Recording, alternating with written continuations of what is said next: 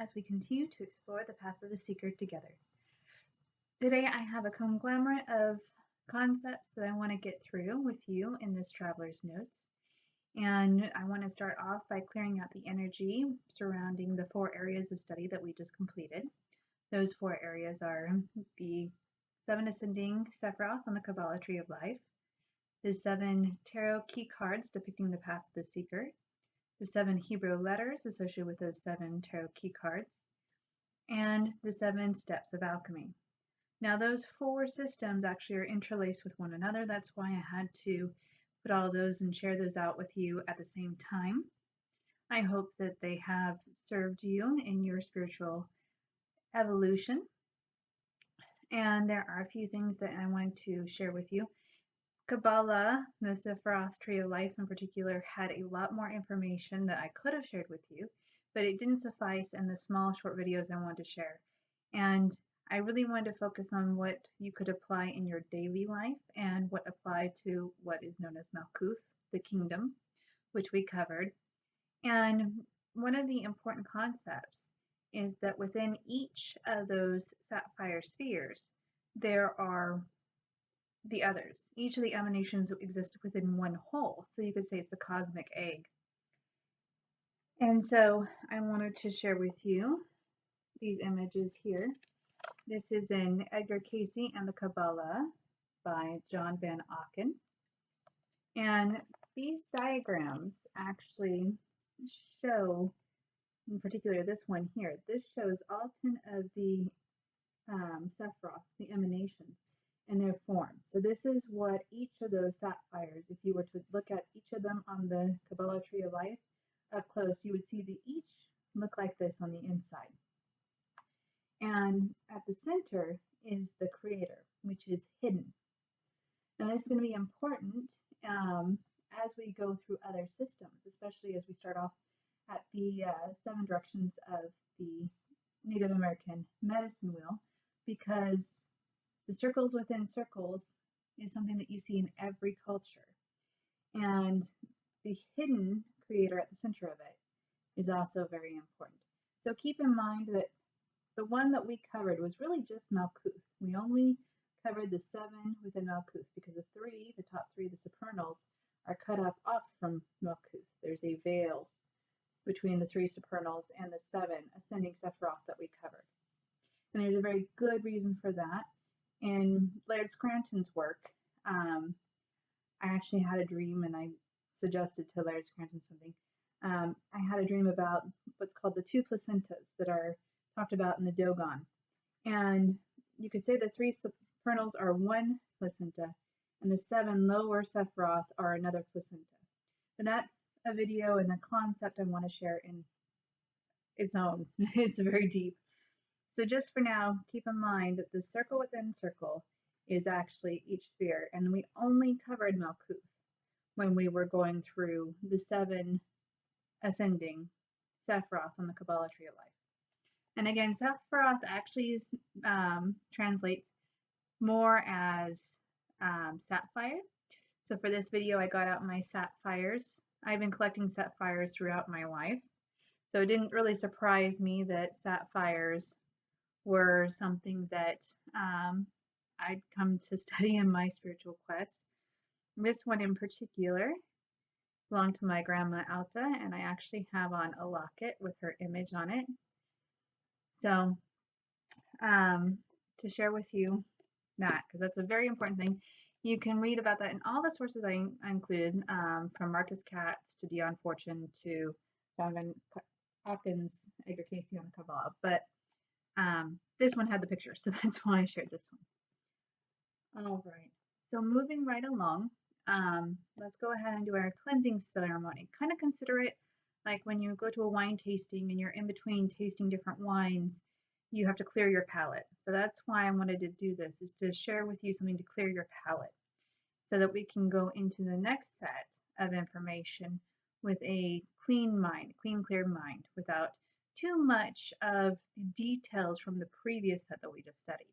Because it's the bigger picture that tends to have a running theme between all of these systems, instead of just the details, and you can get stuck at the details. So we got to clear our palette out and start working on this next set. So I will be right back in one moment, and we'll do that little ceremony.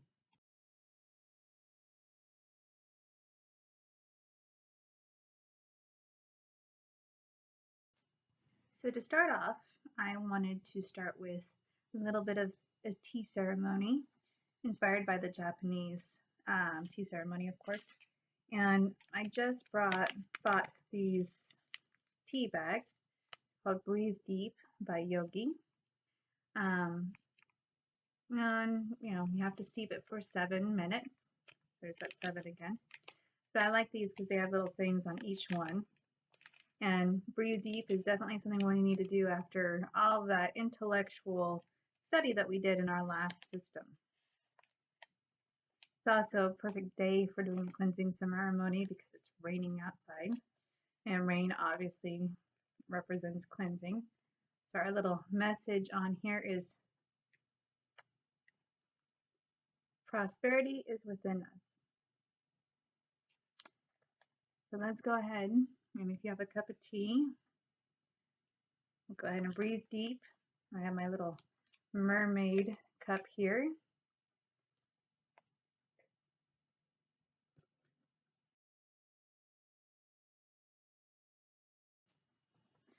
For the element of air, I have some white California sage from the California High Desert, which is actually where I'm from. I was actually born during a blood moon in the high desert.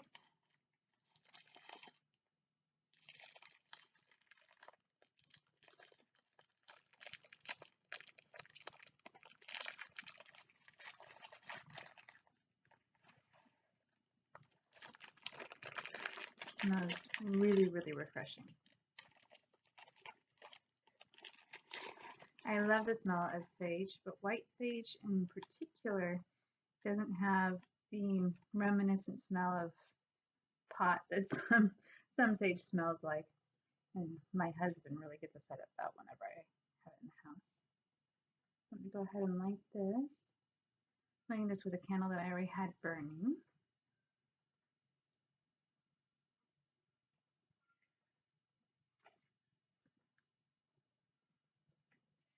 And I'm just going to send it your way. My little fan here. I like this fan because it's actually purple. It looks very black in the video, but you can kind of see the purple sparkles. And just let this, help cleanse and clear out all the misconceptions and confusion or energy from the Kabbalah tree of life that are left over. Take what resonated and what you understood to heart and let go of the rest. There's no need to hold on to what's confusing you, and your subconscious received the information that it needed, and it will integrate into your life when needed, as needed. So trust that even though you may not completely intellectually understand what you've learned, that it will serve you in the future. Later you might have some epiphanies, I always do, where teachings that didn't make sense in the moment come back and you go, oh, I get it, okay. Maybe a future teaching will help make it more solid in your understanding. So I'm going to go ahead and let this burn over here.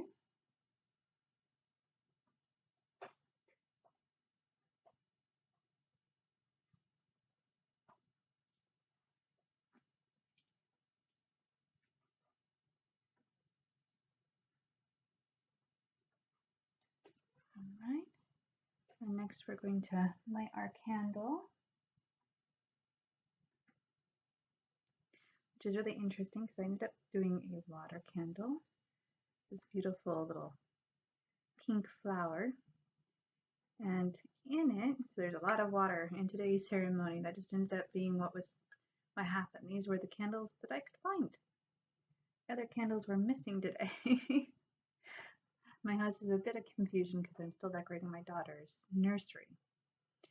So we'll go ahead and light this candle and dedicate this to cleansing our energy so we can be opening to the teachings of the Native American medicine wheel.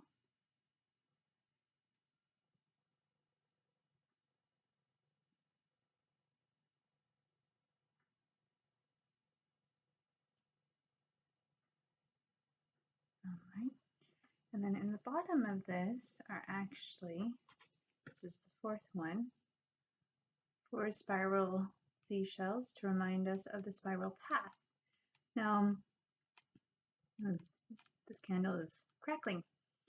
Now remember, when we are going through our journey, that it is a spiral.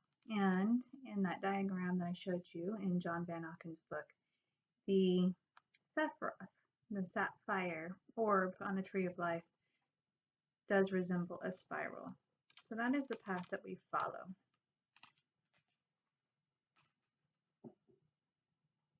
Yeah, that's crackling a lot. All right. All right, next I wanted to bring in our 3 Sages cleansing spray. Just spray a little bit for water. Now we technically have water with the candle as well. Sage is a sacred plant in the Native American tradition that can help remove evil and help cleanse an area. So that helps, again, with clearing out our palette to begin our new studies. Although in this video I am making connections between the two. And I'm sharing other information as well. All right, next I wanted to bring in the earth element. There is this fossil, I believe it's actually pipestone, and it has a nice tree-like pattern on it. And I'm not really sure where this came from, but it definitely wanted to come out for this reading. And if you look, it has a shape to it that I've seen a lot recently, actually, which I think is called an Isis point. And Isis actually has a lot to do with what we've been studying. Isis, Set, Osiris, and her dark sister Nephthys are all parts of the mind, and that myth can actually be related to the 4 elements of Malkuth as well. So that one is one that wanted to come out. Fossils symbolize ancient, connecting to your ancient roots to the past. Now, obviously, fossils are ancient remains, in that case, of a plant. And this is pyrite. And pyrite helps you think of golden thoughts. And of course, it's fool's gold, but at the same time, it's the type of stone you want to work with in this type of thing. Gold itself is very malleable. I actually like pyrite more than when it comes to crystals and minerals because it's not going to flake or anything like that. This in particular piece actually belongs to my grandfather. And there's another connection with ancestors. Seems like both my grandmother, his wife, whose sapphire ring I'm wearing, and my grandfather are becoming part of this video. So this piece of pyrite came from my grandfather, who actually found it on one of his claims up in the high desert, which is the same place where the sage and myself come from. I also have this golden obsidian. If you can see in this lighting, I apologize for the lighting, it's a dark day. And it has a piece of obsidian with gold sheen to it. And again, it reminds you to have golden thoughts even in dark times. And it's the palm stone, so it's nice and smooth. So one of my favorites, and that one wanted to come out as well. And then this piece is, I think it's a piece of marble, which is ultimately called calcite, and it reminds me of an egg. So not only do we have clear seeing here, and the ability to see clearly, but it also represents the cosmic egg, which is what those circles within circles often is referred to.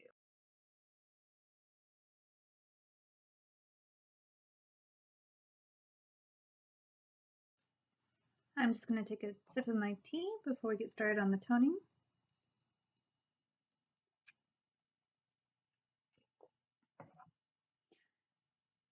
All right. So as I use this Tibetan singing bowl, let's send out love to all of our past, present, and future teachers. Some of them are on this plane of existence and some of them are not. So I'm going to go ahead and tone 7 times.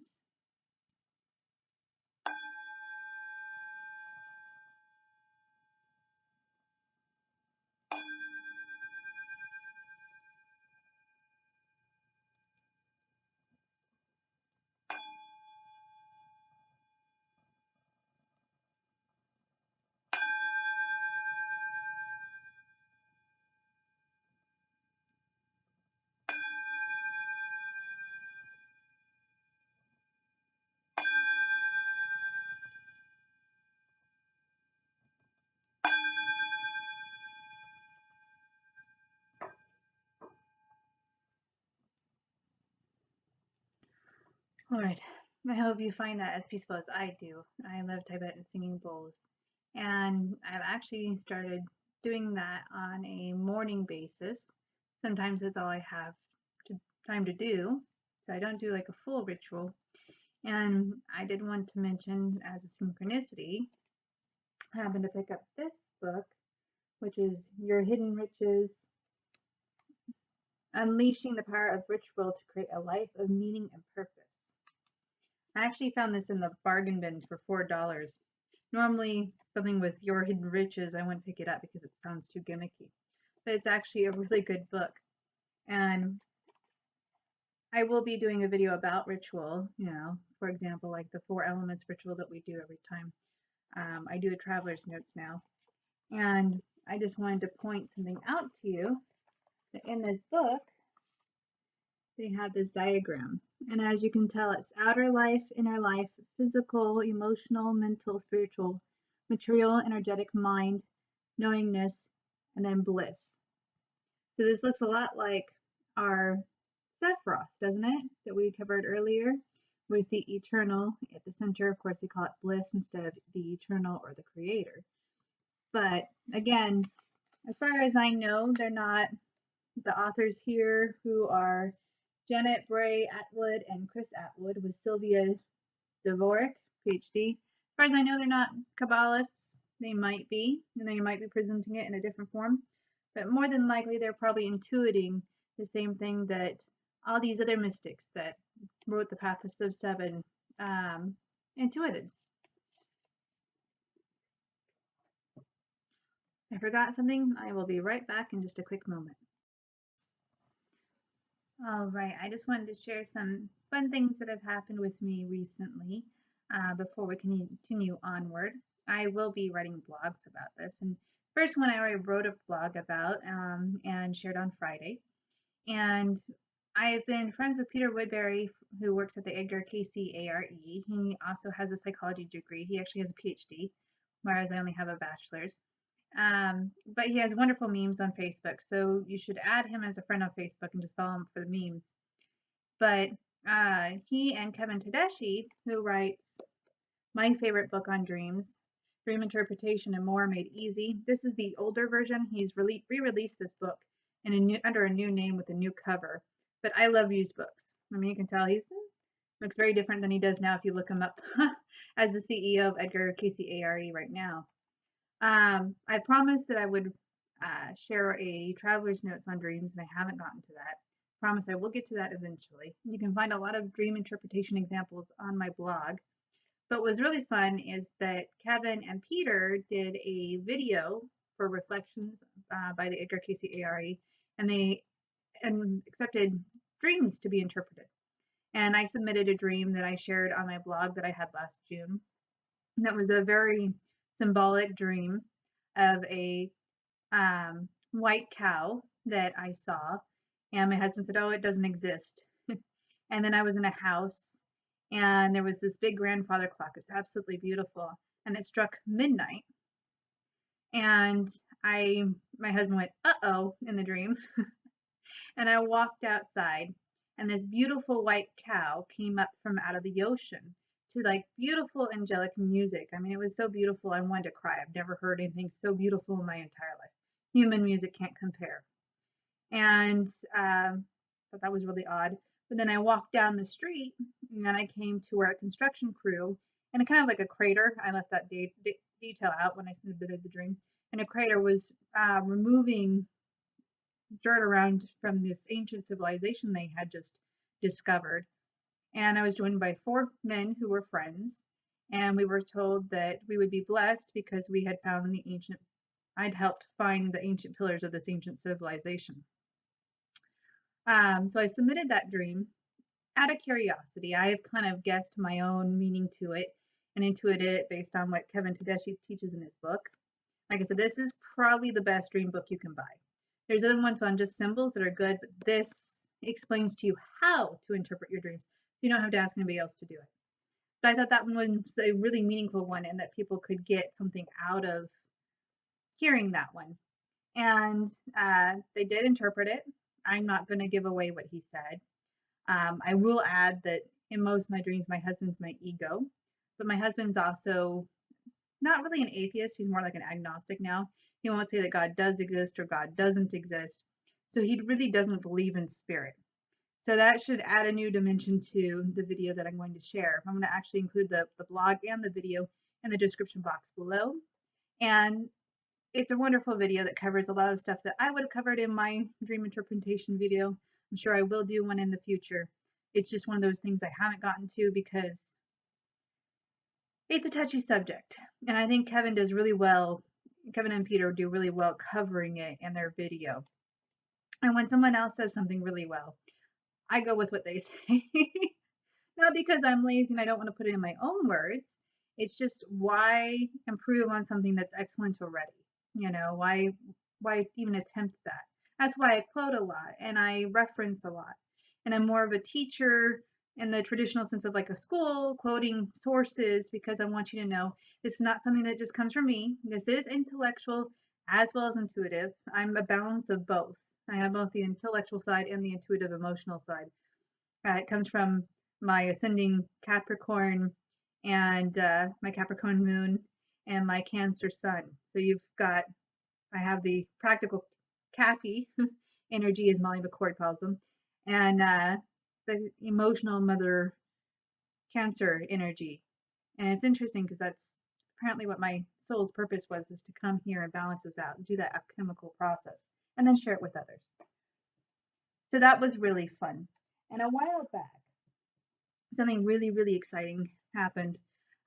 Laird Scranton is another one of those people that you can reach out to, and as long as you're balanced, he'll respond. And he's become a dear friend of mine. And I'm very blessed that I have so many in the spiritual community that I don't know in person, but I consider them my tribe. Peter, Francesca, and Laird are definitely people that I consider some of my favorite on earth. So I was reading the book, which I don't have here, Gilgamesh, which I'd promised myself I'd read for a long time because it's connected to the Anunnaki. And I heard a lot of fear-based stuff about it. And I was just curious what the actual book said. I remember reading excerpts in high school in my honors English class. I never read it completely through without interpretation or interruption. So I went ahead and read the whole thing. And as I was reading it, I realized that the two locations that Gilgamesh goes to are very reminiscent of the locations that Laird Scranton has connected with the Dogon Numo, that they possibly were there before going to Africa. And one of those locations was Skara Brae. It's a good movie or good book, could be a movie, good book that I really, really suggest is The Mystery of Skara Brae. I think this is Laird's best writing so far. But Skara Brae and Göbekli Tepe, which he wrote about in the book Point of Origin, match the description of those two places in Gilgamesh. So I reached out to him and said, hey, Gilgamesh seems to have gone to those two places. And Skara Brae actually was associated in the book with Zarathustra, the character of Noah from Noah's Ark. It's the Sumerian version of that character. And one of the locations at Göbekli Tepe, they mentioned that it was cedar tree, a stand of cedar trees. And so I said, I wonder if in Turkey they have cedar trees. Well, turns out that they do have cedar trees in Turkey. In fact, they're so common there that they have one that's just specifically found in Turkey. So I thought that was really cool. And recently, Laird has been sharing stuff about Crete and the Mediterranean. And it sure seems like he's found a place that the Pneumo teachings of the Dogon teachers, Pneumo, were. And so that might be an upcoming book. So that's exciting for me because I look forward to see what Laird's research produces from that and the fact that I contributed to that. I also had a dream about two placentas, which I'll have to go through and make a blog about eventually. It'll probably be a bonus blog coming up because I have a lot of blogs written all the way through April. But that's a very deep esoteric subject, very abstract and allegorical in the material that the Dogon shared with the two researchers that wrote the book, The Pale Fox, which I've read. You can get an online version for free if you look for it. I can't remember where I found it. But I wanted to share with you to tie this all in the Dogon teachings with what we're going through and the theme of this video is that in one of Laird's awesome books, this is kind of like if you want to know a lot of symbology from the Dogon, the cosmological origins of myth and symbol. Okay, obviously I love myth and I love symbols, so I mean this is one of those books that I had to have. And in this, it's really about the Dogon, and we find something very, very fascinating. Now, this is from Africa, okay? And you can read here, it says, Dogon womb of all world signs, representation of Amma. And, or Amma, I'm not really sure which way you say it. Either way, that's the closest thing to a version of God that they have. And as you can see, has a circle, and then the 4 elements on the outside. Now, we're going to start studying the Native American medicine wheel. And this is my Native American medicine wheel. Now, as you can tell, they're pretty much the same symbol. And they represent pretty much the same thing. This is Africa. This is the Dogon tribe in Africa. And this is a tribe in Yellowstone. It's created by 2 women. I bought it in Yellowstone National Park. I don't know their names and I don't remember what tribe they were from. I apologize for that. But you'll be seeing this medicine wheel in my videos because I'm going to go ahead and use this. And at the center of both this one, same with the Sephiroth, and same with our book on ritual, is Amma, or the source. And you'll see, I believe it actually is on the next page, maybe not. There is a reference to the egg and the ball, which is Amma as well. And this would be the ball, and this would be the egg. So it's kind of fascinating. Like I said, you see this symbol everywhere. And I thought about sharing the Dogon one with all of you first, but it just, in a dream, I was instructed I need to go to this one first. And so we're going to do the Native American first. This one's going to heal people because I think it's a pure teaching, and the teachers that I have identified are some of my favorites. I love Sun Bear, and I love Jamie Sams. Jamie Sams played an integral role in my development. Now, Jamie Sams is Cherokee, and supposedly I'm Cherokee. I'm actually getting my DNA tested right now by Helix.com to find out how much Native American I have. Of course,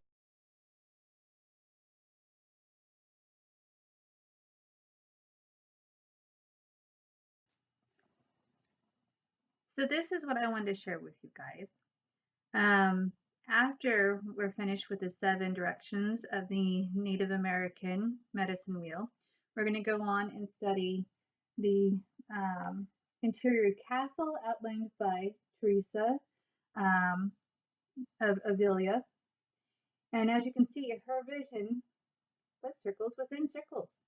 It's the 7 gates is what it's called. She was a nun in France, and she actually inspired one of the other saints, and she's considered a saint now. She's one of the most beloved religious figures in history. Overcome one day by a mystical vision of a crystal castle with 7 chambers, each representing a different stage in spiritual development, Teresa immediately wrote the interior castle. So we're going to study this. So this is the Christian one. So I've been called to share with you the Native American and then the Christian. I think this will help heal a lot of people, especially Christians who feel like this is stuff that they can't relate to, that it's out there, that's scary, that it's not part of their tradition. Well, guess what? These 7 circles or the 7 emanations are part of your tradition too. A saint, a Catholic saint that's recognized as a saint is one of those people who wrote about it. It's one of those mystics. So we have teachers from every tradition relating the same concept. Slightly different versions of it, slightly different ways, but that's because they're unique individuals who see things different. They have a slightly different perspective. They're coming from a different set of traditions, values, morals, conditioning. And that just makes sense. Now, the last thing I wanted to do was share, pull a card from Jamie Sam's medicine cards. So give me just a moment and we'll do that. So I just wanted to pull a card from Jamie Sam's medicine cards that I bought a long time ago. I got these after I went to a psychologist's office and she had me pull a card back in 2005, and I pulled Skunk, which is about attracting good people into my life, which was a very important lesson I was learning at that time. So I bought these because it was such a positive impact. And this is my daughter. We have a special guest. This is Michelle. She very much wanted to be a part of this video, and she just wants to be held by Mama, and I just wanted to finish this video up. So she's going to be our little guest.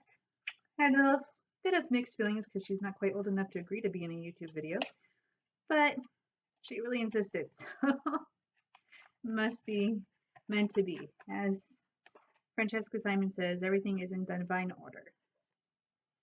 Cards I'm pulling off here are just blank cards that they give you to put your own spirit animals on. Are you going to help me shuffle these little ones? So we'll go ahead and pull the spirit animal card. I have to do this over here for our session. Maybe I'll just cut them. There isn't really a wrong way to do oracle cards. People will tell you all kinds of rituals that they do and stuff, and that's fine for them. And it's just like, you know, you have your own morning ritual. You know, you get up, have a cup of coffee, a cup of tea, or whatever. Everybody does their own thing. And the same goes with oracle cards. It's whatever is intuitively, you're intuitively guided to do. You know, it does require that you're in touch with your emotions and your subconscious, which is how you get in connection with spirit, which we've been learning as we walk the different paths of 7. But there isn't a wrong way. Always be gentle with yourself on the path of the seeker. Nothing you can do is ever wrong. You're a unique individual. You can't compare your progress or your path to anybody else's. You know, these are just guidelines. They're milestones. They're mile markers. If you go hiking, you'll see stones stacked on top of each other along the hike to tell you and guide you where you are and to keep you on the trail. That's all these paths of 7 are. They're just little mile markers. And that goes from Joseph Campbell's Hero's Journey, which is based on myths, which, as you know, Larry Scranton's book says, the cosmological origins of myth and symbol lie within the teachings of the Numo and the Dogon, an ancient civilization. He doesn't specifically say where he thinks it's coming from, but you can come up with whatever you believe. It's up to you. So what we pulled for our card is Swan. Now, of course, most of us, the archetype associated with Swan, I'll be right back. Of course, the archetype that we associate with the swan is the story of the ugly duckling who thought it was a duck and thought it was a very ugly duck and was mocked, kind of like Rudolph the Red-Nosed Reindeer, right? And it turned out that he was a beautiful swan. And so that's most of us. You know, we think that we're these, you know, lowly creatures that are without hope. We're hopelessly sinners, and you know, the only way we can be saved is to reach out to an outer power and be guided by the church. Well, that came about because the church wanted money. The only reason, you know, and it probably goes back to the Numo, where there was a priest class formed, you know, which Gilgamesh is an example of that. The priest kings of old, you know, it goes back to the Numo. These people were taken from their tribes and taught a sacred language and sacred lessons And they ended up being kings because they were so wise and they helped spread the civilizing plan that just popped up out of nowhere. And because they became kings, they had to sustain themselves, they became selfish and greedy, and you ended up with the monarchies that we've come to know that always want to say that they're related to divinity. And it probably goes all the way back in the collective unconscious to the Numo, who came here.